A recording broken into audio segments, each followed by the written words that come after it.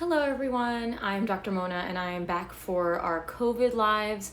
I used to do this every other week. We took a little break for a few weeks and of course we are back now. And there was no way that we could do every other week because there's just a lot going on with COVID. So we are now doing this every week. So every Thursday at 8 p.m. we will be doing these COVID lives. We'll space it out once we see that there's not a lot of people asking questions. We're gonna try to do something different where we do a shorter spiel at the beginning where I'm gonna give some information and then you'll have more time for Q&A. So we're gonna try to see how this goes. I do have some information I need to share with you all. As always, I organize this in a way where I talk about statistics. I think it's just really nice to look at numbers. Some people like it, some people don't. And then I'm gonna go into common questions we've been getting. So today I'm gonna be going over statistics, fertility. As a pediatrician, I still think it's important that we talk about this common concern we've been asked, as well as schools and the new, going into school, daycare, all of that. I'm not sure if you're in Florida. Many, obviously Pediatric Associates is not just in Florida, we have other offices. Many of you are not Pediatric Associates patients, that's okay. Everyone is welcome. Just a favor from you all, if you enjoyed these lives, please share it on your stories or just tell a friend. We would love to have more people join us. This is something that we want to provide for all families, not just Pediatric Associates families, just a safe space to talk about the evidence, talk about what we are recommending. And of course, this is myself looking at all the information. And then also I'm a mother myself and I have a husband who's an ER doctor. So I have a very unique perspective on what's going on here, obviously from education, but also from experience as well. So you might hear my dog barking in the background, so I apologize for that. Hello everyone, welcome to this. I did want to get started because we have an hour and I want to make sure we have time for questions. So I want to talk first about the statistics.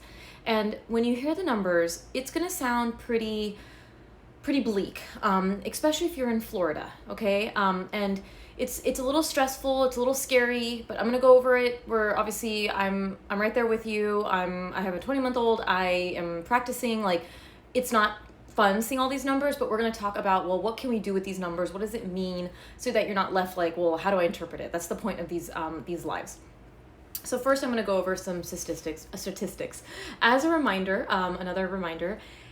We are a evidence-based platform here, Pediatric Associates. What this means is we are here for people who want to be educated. So we are okay if you're hesitant about things. We are okay if you have questions, but we are not okay with spreading misinformation in the comment section. So if you are consistently spreading misinformation, saying that this is bad, that and that's not true, we're gonna block and delete. One, because that's not the space that we're trying to create. We want people to be informed and educated to make the best decisions for themselves, to keep everyone safe, including their family and other families. Remember, we are in a public health crisis. It's not just about you anymore, okay? You gotta forget the me, I only care about my rights as an American. You wanna think about other human beings, okay?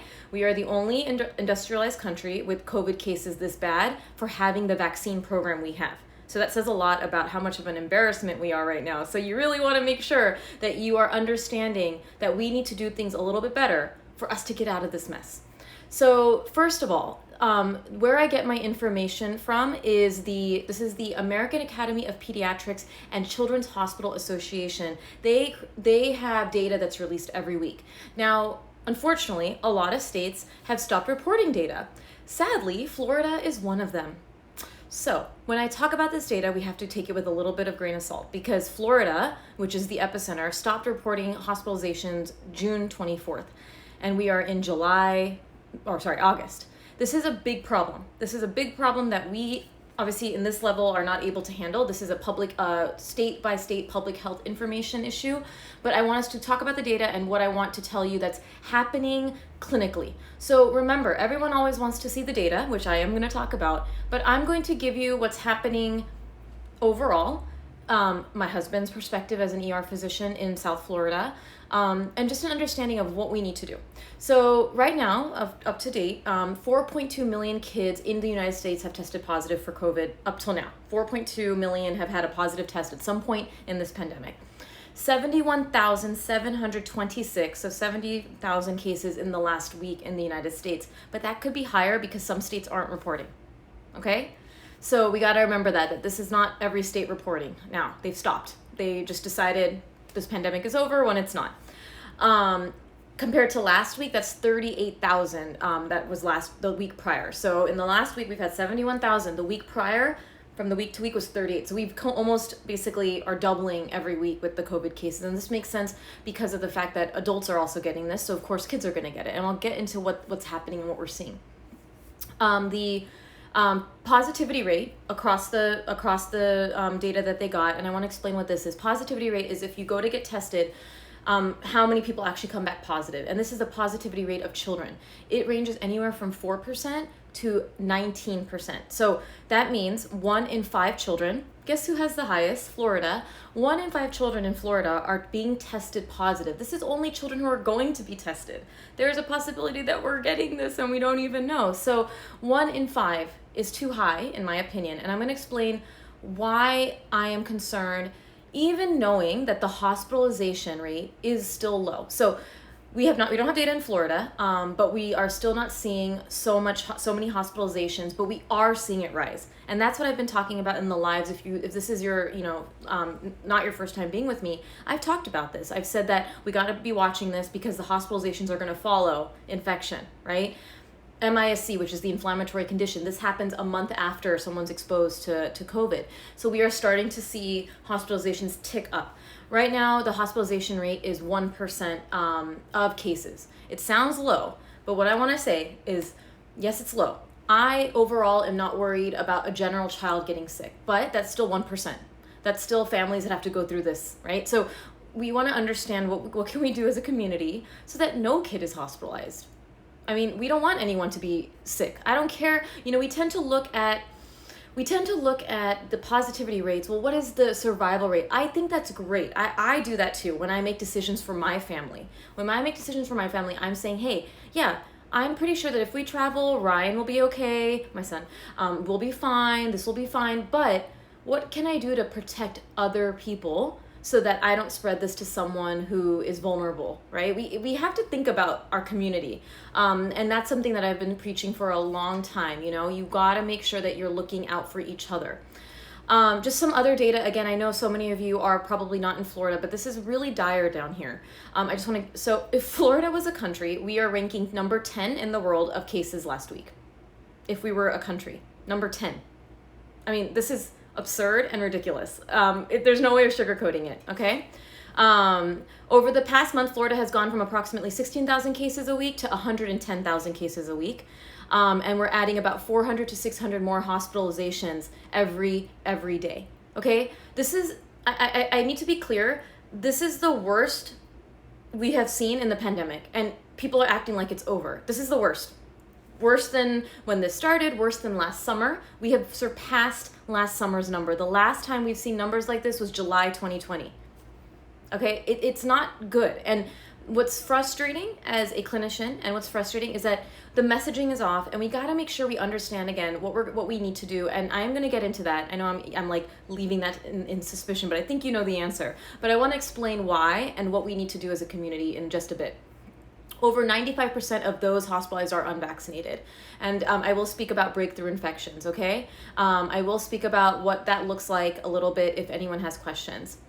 So yes, we are seeing this awful, and this is the Delta variant. I've spoken about this. The Delta variant is way more contagious than the original COVID virus, okay? The SARS-CoV-2, the one that was the original virus that caused this illness, it is way more contagious. So it's 2 times more infectious. It has a longer incubation period, so 18 days you can still be contagious. And viral shedding, which is basically virus being shed from your saliva and poop, even if you're not super contagious, it can shed for days after. So it's super contagious and it lasts a long time. It's like a common cold, but it's not the common cold. It's more severe for certain people. In terms of the fact that because it's so contagious and because of the way it's working, we need more people to get vaccinated and more people to have herd immunity for us to see this go away. Because when you think about herd immunity is basically us all having shields, right? We all have shields and we're all standing and we're fighting these people who are trying to invade us. We need more people. If there's more army, the virus has a large army right now, okay? This Delta variant is a large army. We need more people with shields. We need way more people with shields to have this to protect us. but we don't because people aren't vaccinating. So we need to protect ourselves from the army of the virus, okay? So please remember that what we will go over is vaccination, it's social distancing, it's masking, it's everything we should be doing. We should have been doing this. And for when this started to get bad in Florida, there should be messaging, hey, we need to lock things down. Not lock things down where you can't go anywhere, but let's institute masks. If any of you have known me for a while, I have never believed in complete lockdown. We've lived in Florida. We know that we were able to do this last summer, but we have to have some rules. You can have things open, but wear a mask. You can have things open, but there needs to be rules here on, what can we do that we don't spread this virus. So that is basically the numbers, right? And we are going to defeat the army of the virus. Yes, we are. We have to do this. This is our duty. And when I want to get into this right now, we have to do this for our children. Okay, think about us standing around our unvaccinated children with these shields up, right? We don't want this virus to get to our little kids. We don't want this virus to hurt them, okay? I'm not saying that kids are getting super sick because 1% are hospitalized, but I don't want any kid to be hospitalized, right?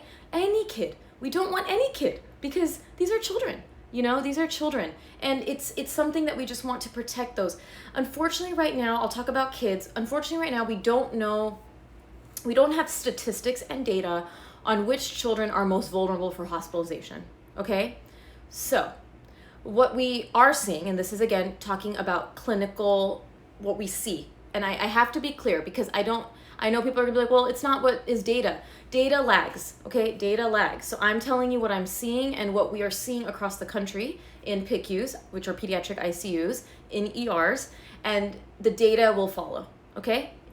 In children, we are seeing a large incidence of hospitalized children to be obese, okay? Obesity is one of the predisposing things that they're in the hospital. The other big thing is we are seeing a lot of Black and Hispanic children, and we don't know if it's because of the socioeconomic status, because that is also something that we've been talking about for the whole pandemic, that socioeconomic status puts us at risk of getting infection because of housing situations, everything else. But the other big thing that we are seeing pretty much across the board, and I say pretty much because I don't have numbers, I just have spoken to colleagues across the country, is these children who are sick in the ICU have unvaccinated parents. This is something that we have been hearing from everyone, doctors talking on social media, my friends who are doctors in the ICU in DC, in California, in Philly, okay, in Florida. I talked about this as what we can do to protect our children. Our duty is to protect our children. Our duty is, if we are healthy, we need to protect people who are not healthy.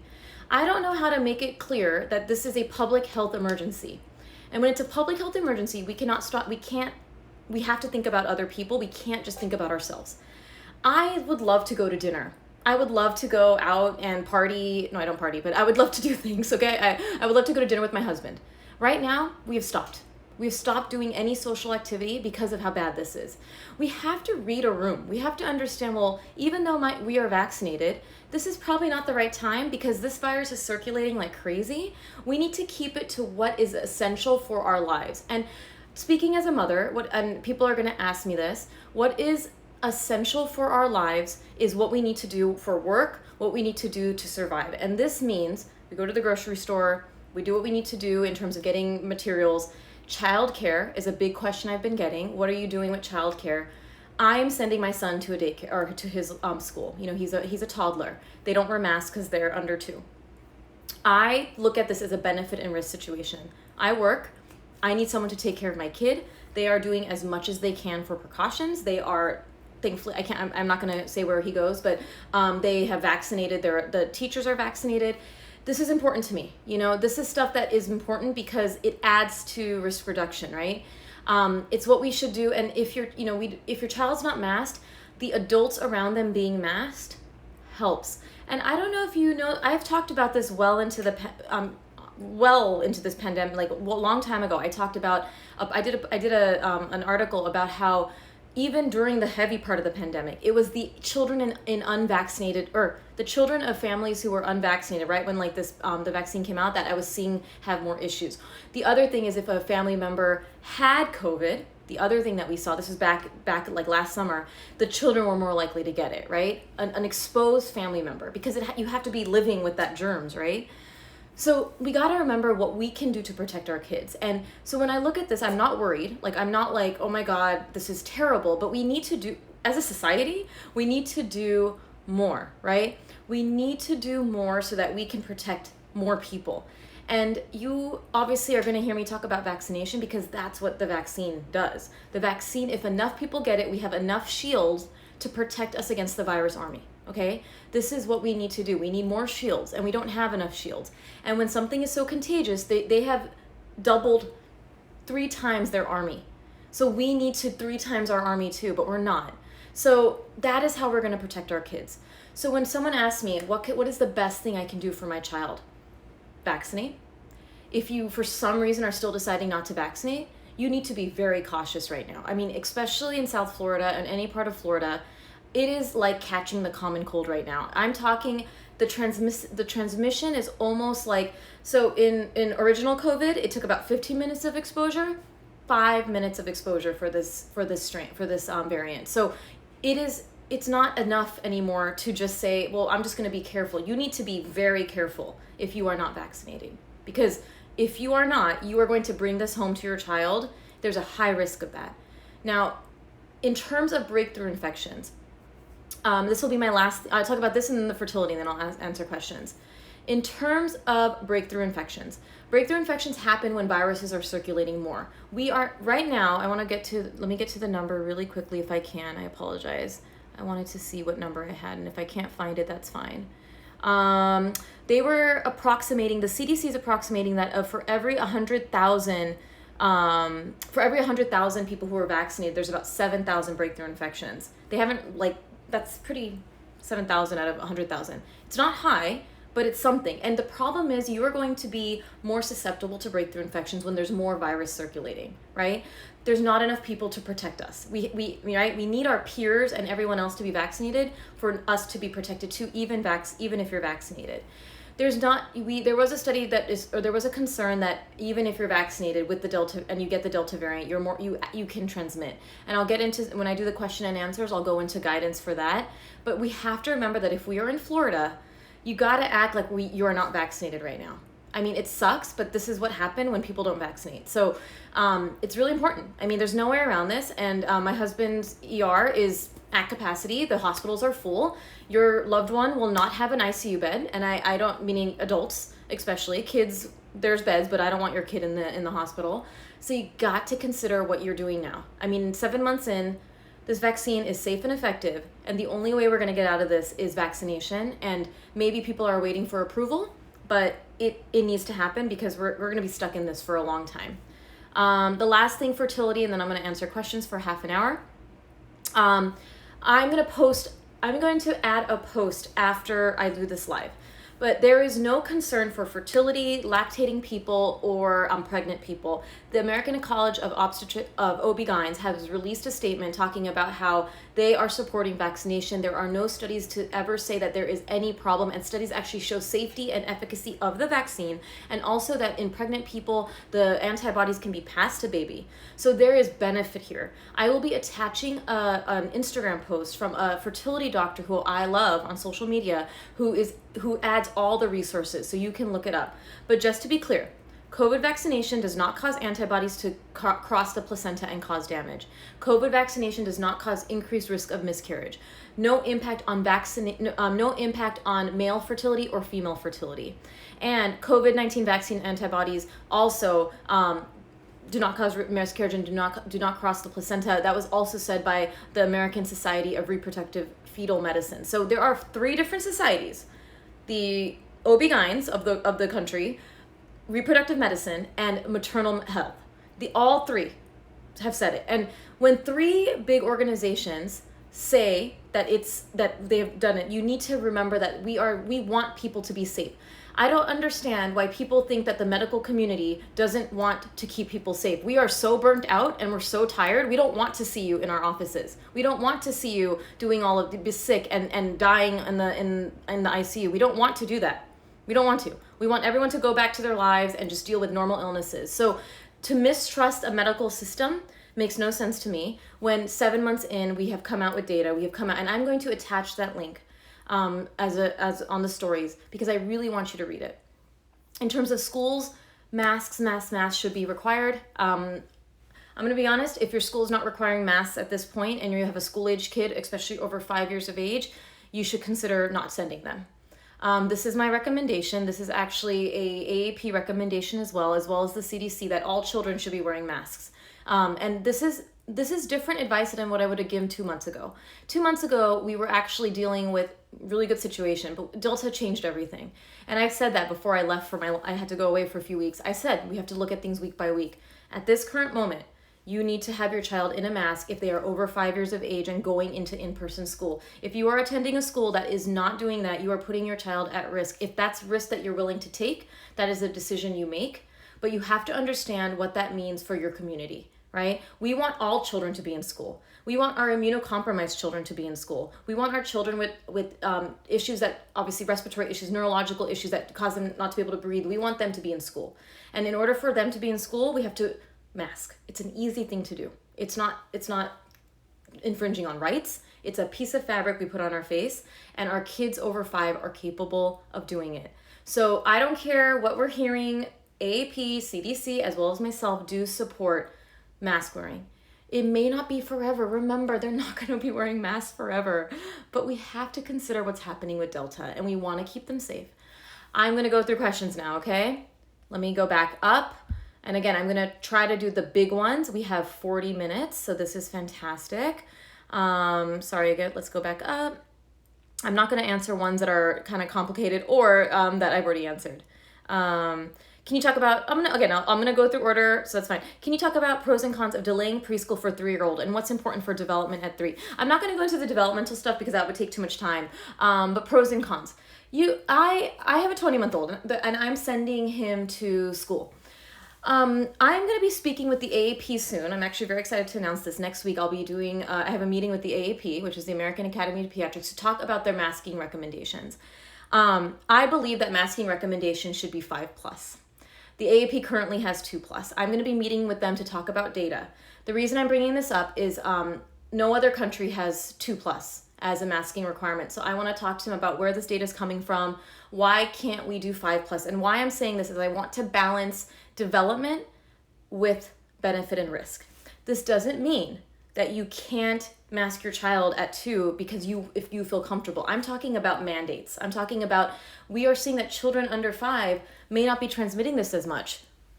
So can we reduce the mask mandate? So to answer your question, pros or cons, you have to think about what's best for your family. I look at benefit and risk. I look at being around other children as a benefit. If your child's school is taking precautions, the teachers are vaccinating, or maybe they're masking, I would consider sending that child to school. But in the end, it's your decision. It's also if your child has any medical issues at all, I can't answer that. Speak to your child's clinician.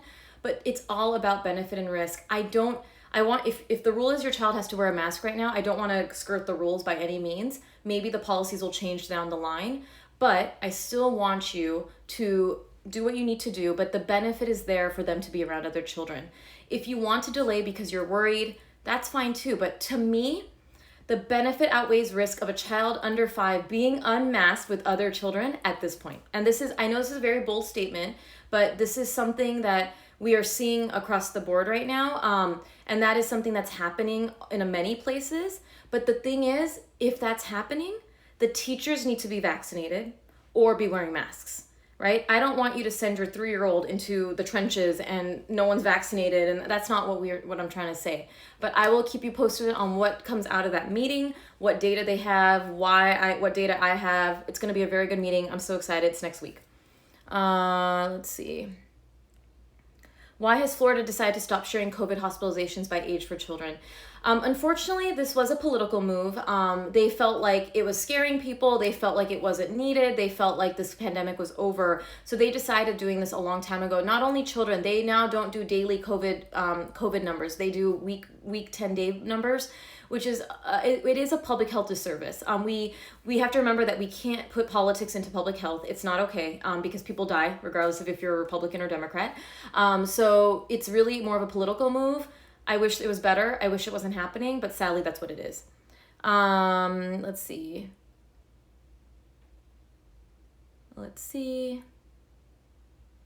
How to tell a preschooler that we might be delaying school in a way that won't be scary. I have no problem answering this one since it's a parenting thing. I think it's important to first, obviously when they're playing, you don't want to do it when they're upset, but some quiet moment where they're happy. You tell them, you say, sorry, my dog. You can say, mommy, daddy, or grandma, whoever's caring for the kid, we really want you to go to school, but right now, we're going to keep you home for a little bit. How do you feel about that? And if they're talking, then they can tell you, well, I want to go to school. And then you empathize and say, I know, I'm so excited, and you should be so excited to go to school too.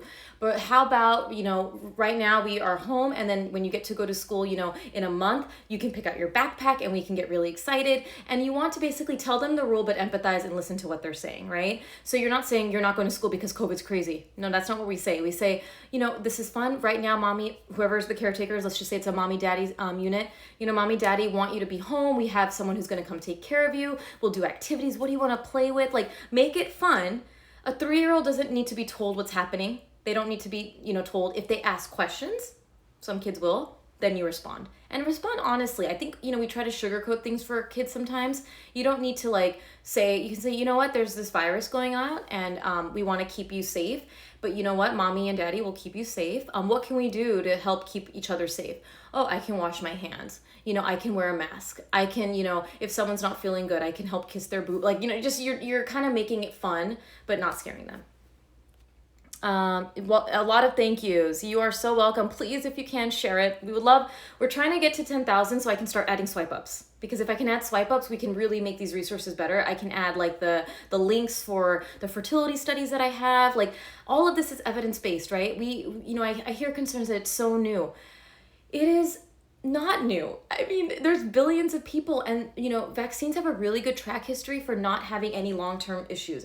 And, we know this. We wouldn't be supporting this vaccine if there was any concern. I wouldn't have gotten it. I'm trying to get pregnant. I wouldn't have done it.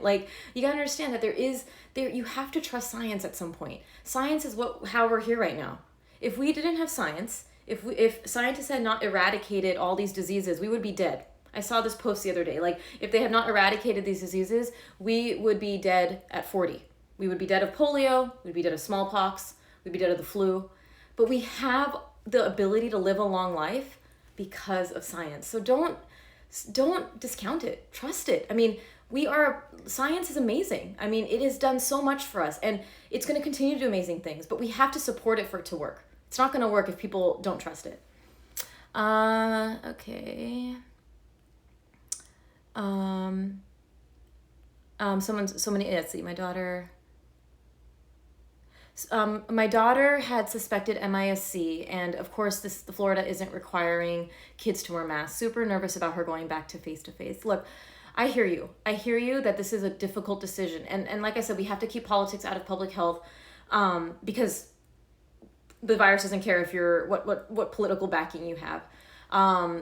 We really need to be considering masking, and the AAP and CDC have both made it very clear. And even I say the AAP and CDC and I talk about all these organizations, but even as a person on the ground, clinically practicing, and looking at all the data, masking 5+ is definitely something that can help right now, right? We know this. I mean, there's going to be more data that comes out on the actual age group, maybe 10+ needs to mask, maybe not. But right now, school age kids and above, they're developmentally able to wear a mask. It's not going to harm them, right? Let them wear it and let's just protect each other. And so I would, you have to decide what's best, but I would, like I said, keep your kid home if they're not requiring masks.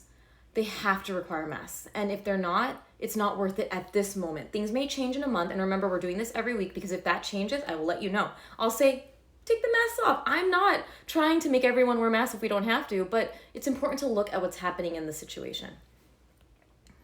Yes, it's about community and not just me. Yes, we are such an embarrassment. I'm going to talk about this. It is embarrassing because I have family in the United Kingdom and I talk to them. A lot of them are mothers and I've spoken to them in detail. And that's where I got all my information about this masking rules. And they're like, yeah, it's 10+ over there. And I'm like, why is it 2+ over here? I talked to my sister in Portugal. No masking rules until 10. I'm like, why are we 2+ in America? It makes no sense. There's no data to support it. So we are an embarrassment, and I want to explain it. I love being an American. I am born and raised American. I'm Indian, but I was raised in California. I love being an American. I am so proud of a lot of the stuff we do. Right now, we are an embarrassment in the world because of the fact that we have a strong vaccine program and we are in this mess. No other industrialized country is in this mess. We are acting like a third world country, or developing country, I should say. I apologize, in Florida. We have access to a vaccine. We have access to what's going to stop this pandemic, but yet we are not, because people are choosing not to vaccinate. And like I said before, if you are choosing not to vaccinate because you want to wait or whatever, I'm allowing you that choice because you're making a decision for yourself, but that means you have to be extra careful. That means your mask needs to stay on. That means you should not be having parties. That means you don't get to do anything. I'm sorry, but you can't do it. You're going to spread this. What's a nice thing you can do for a family member who is a healthcare provider? Be empathetic. Ask them how they're really doing. If they are short with you or cancel plans, say, hey, how can I help you? Can I deliver food for you? This is very nice. My husband and I are burnt out and tired. I do these lives, but I stopped doing these lives on my private page because I'm burnt out. It's tiring. I mean, we are dealing with burnout, being parents, and then also having to do this healthcare stuff. So be kind. Understand that if they're running late at a visit or if the ER is packed, be patient with them. Understand that they are doing their best. And that's all. And say thank you. I really appreciate your time today. I know it must be really hard right now. That's it. You don't need to give them anything materialistic. Just thought and understanding, it goes a long way.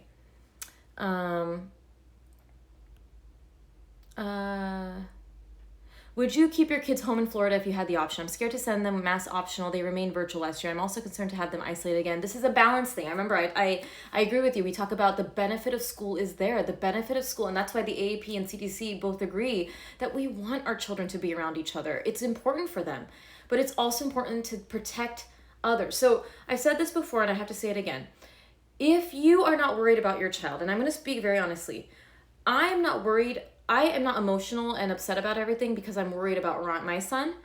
You know, chances when you look at the data, we're healthy. I'm vaccinated. My husband's vaccinated, but I don't like seeing people ill. It's just a doctor thing. We don't like seeing people suffer. You know, this is not something we enjoy seeing. We do this trade, but we don't want to see people in pain or hurting, because we want people to feel better. We want people to be healthy. That's what our goal is. I mean, if a good doctor would be like that. So this is a hard situation because we want to support our child's development, but we also want to protect other people, right? So that's why the masks are important, because I'm not worried about me. I'm worried about other people. Like, I don't want another 8-year-old boy to be admitted to the ICU because his parents didn't get vaccinated. I'm tired of that. Like, I'm tired. It's not something I want. So we have to understand what's going on.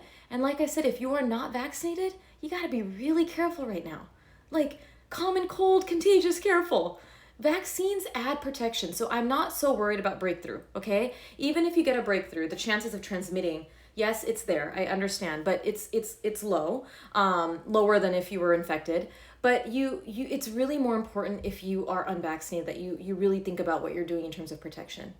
We have to protect the kids. Only we can do it. Yes, I mean, protect the kids. Seriously, this is all about protecting our kids now. There's a culture right now that, people think, well, if unvaccinated individuals choose not to get the vaccine, then fine, they made their choice. I disagree with that, because we have to think about other people. We have to think about, well, why did they make that choice, right? I'm a very empathetic person, so maybe I think too much about these things, but what could we have done to get through to that person? And also, what could we do to make sure we protect the kids who don't have an option? It's not right that our kids are not given an option to make for themselves.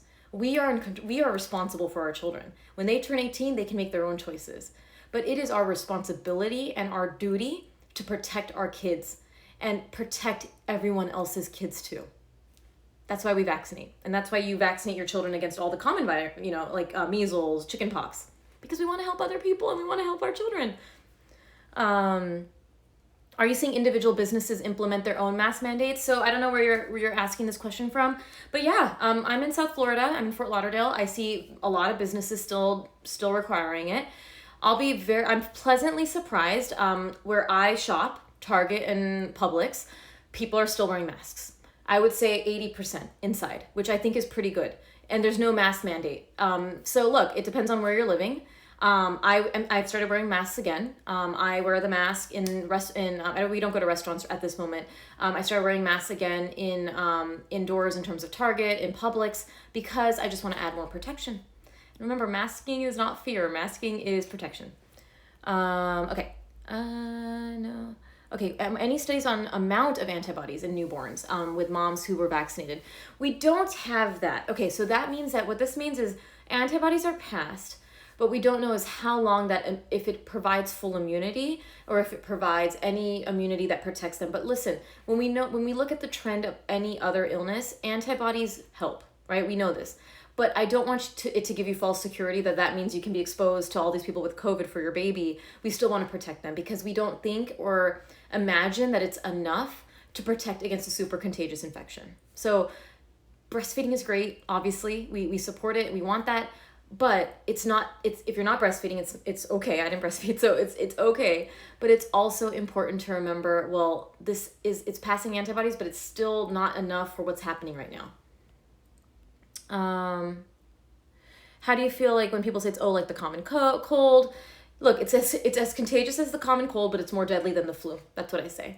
So you can think that it's common cold, but it's deadly. And if my husband wasn't intubating and seeing patients left and right that were, not doing well, I wouldn't be saying that. Okay. COVID exacerbates inequities. Yeah. And so this is what I would like to speak about this because I don't know who's joining us, but it is. And we are seeing that disproportionately in South Florida.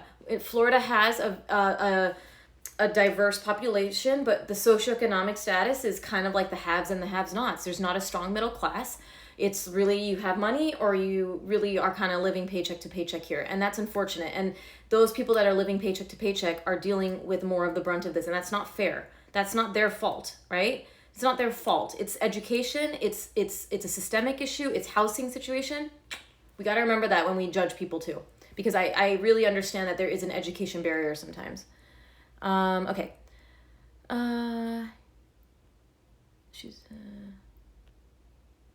Okay, Dr. Mona, will there be a vaccine booster? Okay, the vaccine boosters, there's so much stuff in the media about vaccine boosters. Yeah, there likely will be one. I wouldn't rush to get one now. There obviously is a supply, people can get one, but we are going to see this. What I imagine is happening, and this is again just from looking at everything, this is going to become like the flu. And what I mean is that this is going to be something that we need boosters for, like the flu.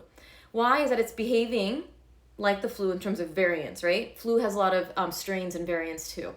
So a vaccine is going to be created every year to cover the new variants so that we can add protection, That's how the flu works, right?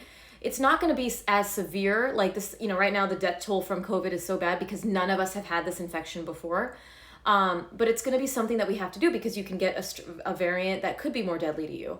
But yeah, that's my suspicion. This is going to be like the flu. We're going to need seasonal or, every year, every 9 months, whatever they decide, boosters. We'll see what it means for the children.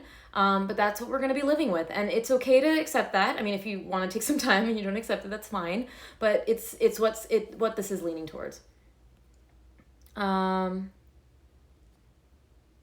wanted to know when the vaccine for 11 and under, okay, so when is it going to be under 12? We imagine September we're going to get authorization, so maybe October we'll be able to get it for under 11 or under 12, so it'll be 5 to 11-year-olds.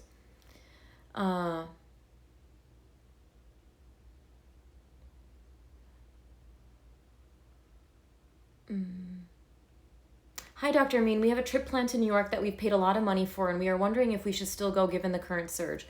We are flying in a semi-private plane. Oh, that's so nice. Take me, please. Okay, I'm just kidding.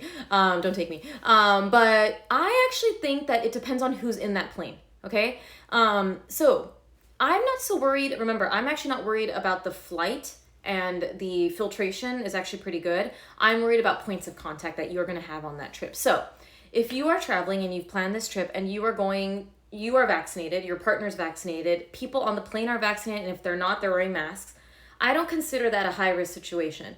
What would be high risk is if you're flying to New York and you're going to like a pool party, like a big crowded event, then we're exposing our child. So it's really about the activities that we're doing all the time. I am not shaming anyone who's traveling right now. We are not traveling at this moment because it's just not in my mind space right now. I just can't even imagine getting on a plane. I'm just with other things. But if someone wants to go, you are taking precaution. You are vaccinating yourself. You're going on a plane with people who are masked. That should still be happening. And when you're going, where are you going, right? Disney World with rules, I'm okay with. They now have rules again, right, with masking. But are you going to like a crowded place with a lot of people? Are they unvaccinated? Because that's going to increase your risk of transmitting this to your child. It is so hard to know what's factual on the internet and know what's not. That is why we're doing this every week now, because I get it. And it's about, what it is there's the medical community is also, there's people who are going rogue and saying things that are not true. And so it's really important to hear the facts from someone like me. You don't know me, but someone like me who understands science, but also understands real life, but also has a partner who's in the ER, who's working on the front lines myself. It's a very niched nuance, which is why I think I add a breadth of, expertise that a lot of people can't, because I'm a frontline worker. A lot of people on the internet are not truly frontline workers, or they are frontline workers with a conspiracy theory mindset that don't get science, or some way along the way, this is their coping mechanism, that they feel like it's not real, so they just make lies. It's just sad. Now that we are climbing in vaccination numbers, can that combine with the natural infection folks for herd immunity?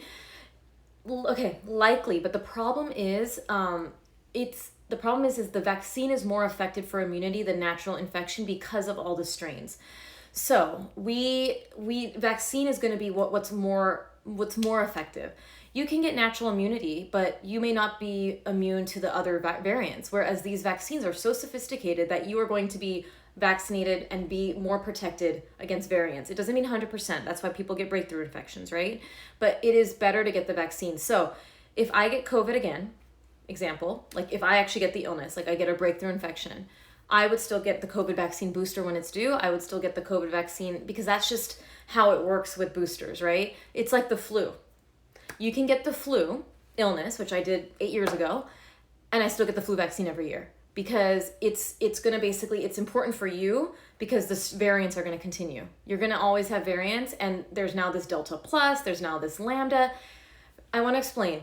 Variants are going to happen until they get to everyone, right? Virus enters a host, mutates to become more contagious, to infect more people. That's what viruses want to do. They are a really annoying army that we don't like, okay? So in order for us to protect them, if 100% of a population was vaccinated, the virus has nowhere to go, it dies. It has nowhere to live. It's done. That's why vaccines help. I wish you guys did COVID testing. Look, I am going to be talking to PA next week. I'm hoping to have a meeting after I talk to the AAP. I would like a meeting with the higher ups.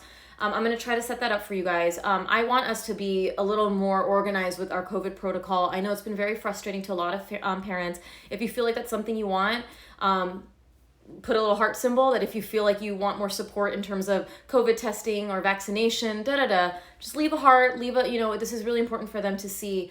It's important. I don't know. I imagine there's some issues with testing, but to me, it's something that I think is really important going forward. We are able to do flu testing, so there should be a possibility, but I will find out, and I will find out the reason, or if there is one, and I'll explain it to you all, because I do get it as a mother and father or caregiver, how frustrating it is to wait so long. And I had to take my son to an urgent care, and the wait was terrible, and everyone's sick in there. I hear you. I'm going to work on that. I'll try. Unvaxxed babysitter we can't afford to lose. How would you handle this? Mask her. That's it. Look, this is a benefit risk situation. I also deal with the same thing. If it's a good childcare and you need it to work, you mask her. That's what we do. We're trying to reduce risk, right? I get it that you can't reduce risk 100%, but you mask her. When she's with your child, mask her. Hand washing, no coming in if she has any symptoms of any kind, right? Meaning runny nose, sore throat. I know that will be hard too for you, but mask. That would be the best thing. My employer just mandated vaccinations before we go back to office. That should be every place.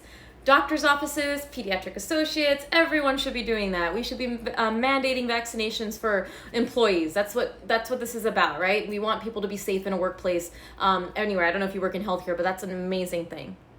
Should kids be masking outdoors, all the playground? This is dependent on your level of comfort. Outdoors, if it's like a distance, right, it's fine. It's not needed. Like if your kid is kind of just alone. If it's a crowded playground, I'm talking like just everyone just really close together. Right now with the Delta variant, it wouldn't be a bad idea to do that if your child is of age. But this is also a personal preference. I am more concerned indoors still, even with Delta. I know it's more contagious, but I am way more concerned indoors than outdoors. So I'm not masking our son when we take him to the park. But I am masking, well, I don't even mask him, I apologize. But I wouldn't when he turns 2. But, you know, indoors I would. Absolutely. Indoors, museums, all that, your child should be masked. Right now, I would not go into any places just because it's just not the time. Just give it 3 weeks. I say 3 weeks because the incubation period is 18 days. We just want to see how this goes. Just give it 2 to 3 weeks and we can see what happens. 18-month-old daycare provider is vaccinated but doesn't mask. What would you recommend? Totally your option, but I'd be comfortable if they're vaccinated. Remember, the breakthrough infection risk is so low. I get it. We could say, well, what if they're hanging out with unvaccinated people? But if they're vaccinated, this is better, and I'd support it. That happens for me too. I have the same age, and we have vaccinated unmasked at our daycare, and I'm fine with it. Should I allow Vax family to be unmasked with my son if they are not masking and eating out, going to stores, etc. in New York, New Jersey? I don't think so. I think that's fine. New York, New Jersey is not seeing the levels we are.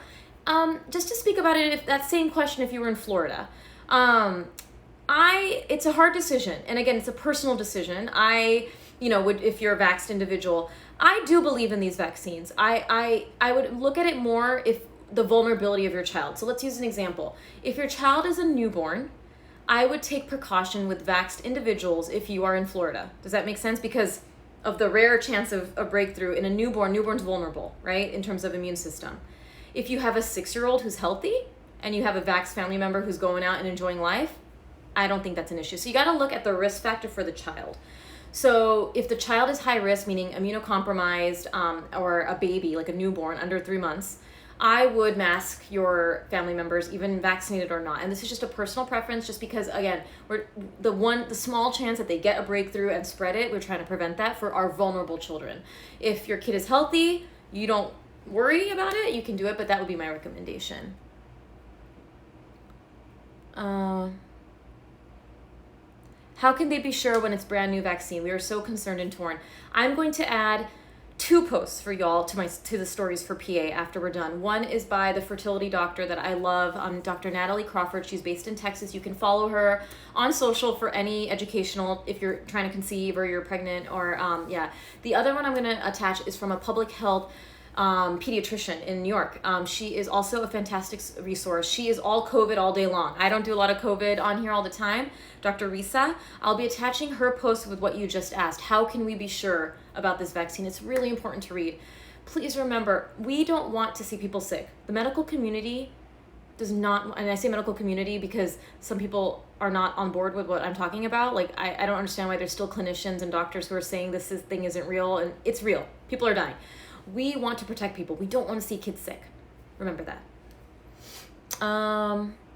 Does getting COVID decrease fertility? So no, I mean the vaccine does not. The actual illness, there's been some reports getting COVID illness of just irregular periods. And Natalie Crawford, the fertility doctor, has a bunch of YouTube videos on this if you want to learn more.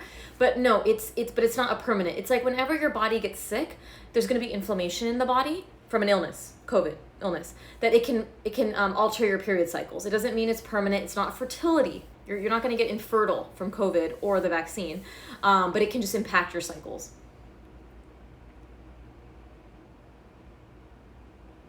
Pregnant breakthrough case here. My toddler has been connected to my hip and tested negative. How? Is my viral load likely low due to vaccination? Yep. So that is what the thought is, right? It's hard for us to predict which breakthrough infection right now at this moment is going to pass on. I'm so happy. I'm so glad you made the choice to get the vaccine while you're pregnant. Kudos to you. That's so important right now. But yeah, it's not unusual. I also will be very surprised to say this, and that's why I'm talking to the AAP. Something about toddlers, they're not getting this either they're not transmitting it or they're not getting like super, super sick. I don't know what's going on. We still don't know, but I want to talk to them more about the data because this may change recommendations going forward. Remember right now, please remember, we should be masking 2+ because that's the rule. But it's just a conversation of what I'm working on and what I think we should be thinking about going forward.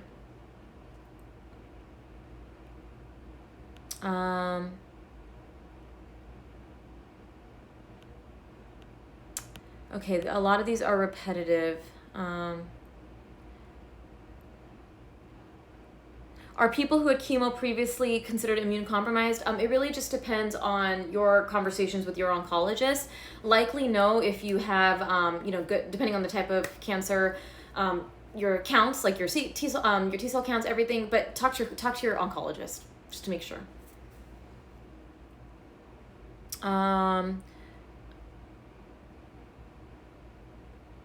Nowhere in Tennessee is mandating masks. My child will probably be the only one with the mask. Will this protect her? It will. I don't want us to remember, masks do 2 things. They protect us, but they also protect other people from our germs. It will. What it also will protect you is obviously if people are coughing near her. Is it a girl? Oh, sorry. Girl. If people are coughing near her, it's going to protect her mucous membrane. So that's what I'm saying. Even if rules change, even if the mask mandates change, you can wear a mask the rest of your life. I actually love it. It's going to protect you against other respiratory viruses. So that's a very hard choice, but you're protecting her by masking.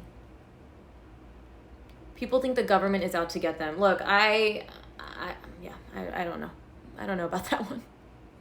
The government is not out to get anyone. I'm so tired of this. Oh my gosh. Are there any, this is a good final one. Are there any vitamins or anything we can do to help our kids strengthen their immune system in addition to masks? $1 million question every parent asks me. Unfortunately, there's not any magic thing. I'm going to go over what we do. Maybe it'll help, but my son still gets sick. Remember, even if you do all this, children put their hands in their mouth all the time. So, best thing we can do, vaccinate, because we get rid of the big bad germs, okay? We want children to have just healthy germs, but not the big bad germs. So vaccinate adults. Hand washing is what's going to help, obviously, our immune system because it takes away the germ. For the actual child, good sleep, a lot of water if they are eligible. Not, of course, if they're a little infant, please don't give them water. But water if they're a toddler and above.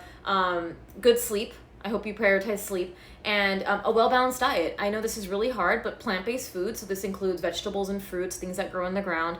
Try to incorporate that in every meal. If you have a picky eater, offer. Don't worry if they don't eat it. Offer. That's what we do. That is the best thing. In terms of natural foods that you can give, probiotic yogurt, if you guys eat dairy, probiotics are very good for our gut. So I'm big on probiotic yogurts. I think it's great for children. If you do yogurt, get one with probiotics. Remember, it should say live active cultures on the back. That means that the good bacteria wasn't killed off in processing. So remember, a lot of American yogurt brands do not have live active cultures, so you want to make sure it's probiotic yogurt. Siggi's, Chobani, Yoplait, Stonyfield with probiotics, right? Probiotic yogurt. Don't shove it in their mouth because I'm telling you to. Just incorporate it into their meals. Like with breakfast and stuff. But probiotic yogurt, a lot of water, a lot of rest, and plant-based foods.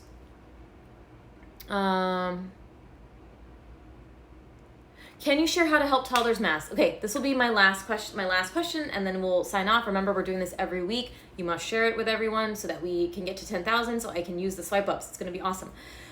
Okay, so you want to, it's like with anything you're teaching a child. You're teaching them to eat, like to learn about food. You're teaching them to potty train. You're teaching any skill. Exposure before you actually want them to actually do it is vital. What this means is start practicing wearing a mask around the house. Even if they're 18 months, 2 years, you can start practicing with them. Remember, you don't want them to be in a mask unattended because you want to make sure that they can communicate with you that they want to take it off. But if you're with them, start putting it on.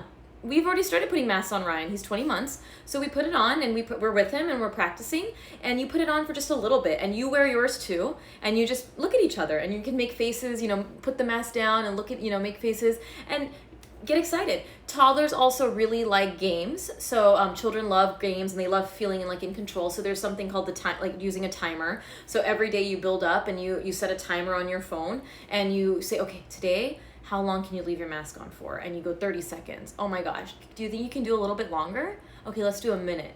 Oh my gosh, let's do 1.5 minutes. And you set the timer and see if they can do it and just get really excited when they leave it on. Model it, make it fun, don't make it scary. That's my like quick and dirty way. Very good. Well, everyone, okay, there are so many other questions, and I promised, I did say that I would have more time for questions, but we did 40 minutes of questions. Can you believe it? So 40 minutes of questions. Remember, thank you so much for joining us. We will save this, and we will also share it on, it'll be on our feed, but also make sure to share it if you found it helpful, tag a friend if you found it helpful, and let's get to 10,000 so I can have a swipe up. But I'm going to be attaching some resources after I'm done, posts that you can refer to, okay? You're very welcome. See you next week, okay? Bye.